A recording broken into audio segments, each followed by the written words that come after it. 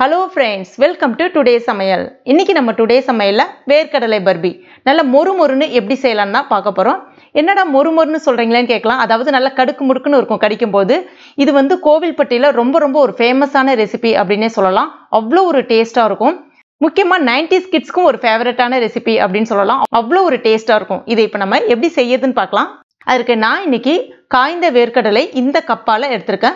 நீங்க எந்த கப்பு பயன்படுத்துறீங்களோ அந்த கப்பை பயன்படுத்தி அடுத்தடுத்த அளவுகள் அளந்துங்க சரியா இருக்கும். இதை இப்போ நம்ம ஒரு panல சேர்த்த பிறகு ஸ்டவ் வந்து மீடியம் ஃப்ளேம்ல வச்சிட்டு கைவிடாம ஒரு 10 நிமிஷத்துக்காச்சும் வறுக்கணும். ரொம்ப ஸ்டவ் வந்து ஃபாஸ்டா வச்சிட்டு சீக்கிரம் வறுபட்டுடுச்சு அப்படினா வேர்க்கடலை வந்து சரியா வறுபடாது. அதே சமயத்துல மேலே வந்து கருகுன மாதிரி இருக்கும். அது நல்லாவும் இருக்காது. அதனால மிதமான தீயில வச்சிட்டு இந்த மாதிரி அழகா வறுக்கணும்.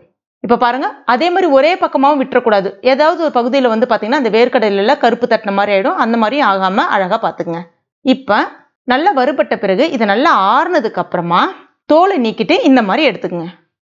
இது இப்போ ஈரம் இல்லாத ஒரு மிக்ஸி ஜார்ல சேர்த்துட்டு ரொம்ப நைஸான பவுடராவும் அரைக்க கூடாது. இப்போ பாருங்க இந்த மாதிரி கொஞ்சம் கொரகொரப்பா இருக்கணும். அதே சமயத்துல ரொம்ப கொரகொரப்பாவும் இருந்துற கூடாது. ரொம்ப நேரம் ஓட விட்டீங்கனாலும் அதுல இருந்து உங்களுக்கு எண்ணெய் தட்ட ஆரம்பிச்சிரும். அது கொஞ்சம் கவனமா பாத்துக்கணும். இப்போ இது அப்படியே ஒரு வாரம் இருக்கட்டும். அடுத்ததா ஒரு சப்பாத்தி உருட்டுற கட்டை ஒன்று எடுத்திருக்கேன். அது மேலே ஒரு பட்டர் ஷீட் வச்சிருக்கேன். பட்டர் ஷீட்டில் கொஞ்சமாக நெய் தடவிக்குங்க. பட்டர் ஷீட் இல்லைனாலும் பரவாயில்ல, வீட்டில் பிளேட் இருக்குல்ல அதில் வந்து நம்ம கொஞ்சமாக நெய் தடவிக்கலாம். இதுவும் இப்போ அப்படியே ஒரு வாரம் இருக்கட்டும். அடுத்ததா இன்னொரு பேனில் கொஞ்சமாக நெய் சேர்த்துங்க. ஒரு ஸ்பூன் அளவுக்கு நெய் சேர்த்துக்குங்க.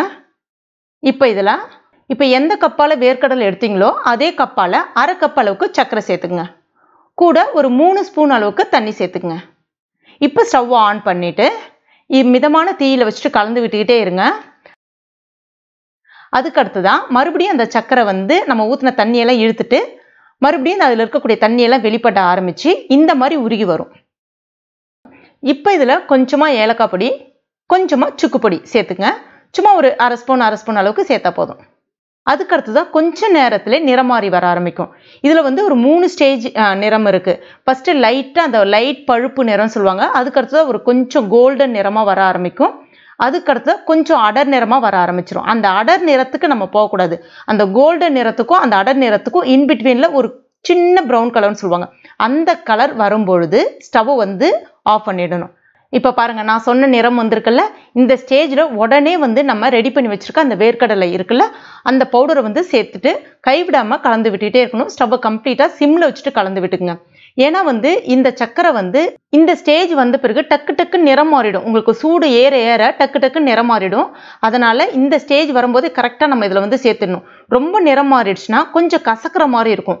அதனால இதை மட்டும் கொஞ்சம் கவனமாக பார்த்து செய்யணும். இந்த இடத்துல டேஸ்ட் நல்லா இருக்கும். ஆனால் ஒரு சின்ன செரு கசப்புன்னு சொல்லுவாங்கல்ல அந்த மாதிரி லைட்டாக கசக்க ஆரம்பிச்சிடும். அதனால அதிகமாக நிறம் மாறாமல் பார்த்துக்கணும். இப்போ பாருங்க இந்த பதத்துக்கு வந்த பிறகு நான் வந்து இந்த ஸ்டேஜில் வந்து ஒரு ஸ்பூன் நெய் சேர்த்துருந்தேன். வீடியோ எடுக்க மறந்துட்டேன், சாரி. ஆனால் வந்து பார்த்தீங்கன்னா நெய் வந்து ஆப்ஷனல். உங்களுக்கு தேவைப்பட்ட நீங்கள் வந்து இந்த இடத்துல நெய் சேர்த்துக்கலாம். நான் வந்து கொஞ்சம் நல்லா வாசனையாக நல்லா இருக்கட்டுமேன்றதுக்காக நெய் சேர்த்துருக்கேன். இப்போ பாருங்க இந்த பதத்துக்கு வந்த பிறகு ஸ்டவ் வந்து உடனே ஆஃப் பண்ணிடலாம். இது வந்து நம்ம அந்த பவுடரை சேர்த்த பிறகு பார்த்தீங்கன்னா கிட்டத்தட்ட ஒரு 3 நிமிஷத்துல ரெடி ஆயிடும். இப்போ நம்ம ரெடி பண்ணி வச்சிருந்தோம்ல அதில் வந்து சேர்த்துட்டு இந்த மாதிரி நல்லா தட்டி விட்டுங்க.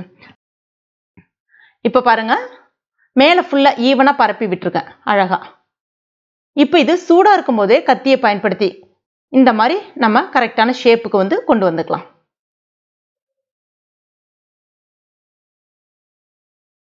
அடுத்ததா இந்த பக்கம்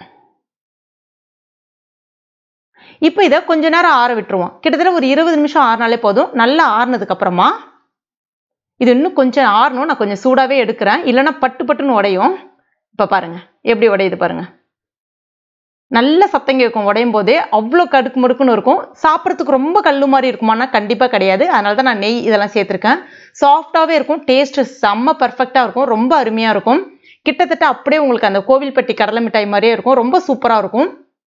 நீங்களும் கண்டிப்பாக உங்கள் வீட்டில் ட்ரை பண்ணி பாருங்கள். இது கிட்டத்தட்ட நீங்கள் ஒரு 15 நாள் 20 நாளைக்கு ஸ்டோர் பண்ணிக்கலாம். வெளியிலே நார்மல் ரூம் டெம்பரேச்சர்லேயே ரொம்ப டேஸ்ட்டாக இருக்கும். கண்டிப்பாக ட்ரை பண்ணிவிட்டு மறக்காமல் எனக்கு கமெண்ட் பண்ணுங்கள். இந்த வீடியோ உங்களுக்கு பிடிச்சிருந்தா லைக் பண்ணுங்கள். உங்கள் நண்பர்கள் மற்றும் ஃபேமிலி மெம்பர்ஸ் கூட மறக்காமல் ஷேர் பண்ணிங்க.